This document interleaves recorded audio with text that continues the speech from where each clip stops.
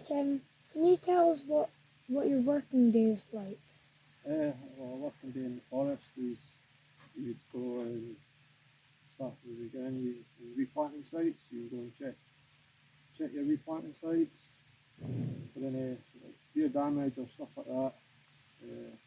Working your way up to slightly older trees, we're going around checking them, thinning trees out, harvesting trees, all the way up to milling our own timber here. That's sort of what a day in the forest is like here. How did you become involved with the sawmill?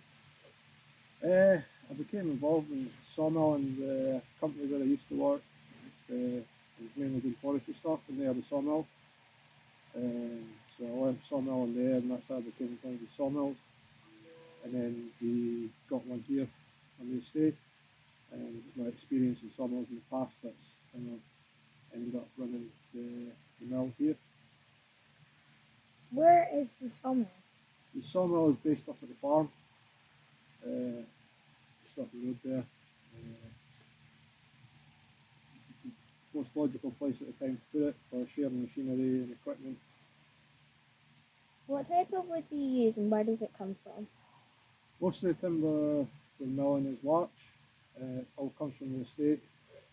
But most of it is travelled only a couple of miles total in distance from forest to usable timber. What do you turn the wood into?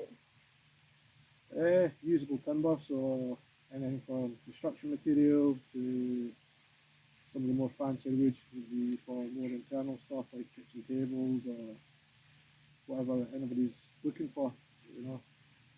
How old are the oldest trees that you use? A lot of the larch we've been using are around 60, 70 year old. There is a tree on the estate that we reckon could be one of the oldest trees in Fife, an oak tree. So, further investigation, we need to go into that, but at the moment it's suspected to be one of the oldest trees in Fife. Thank you.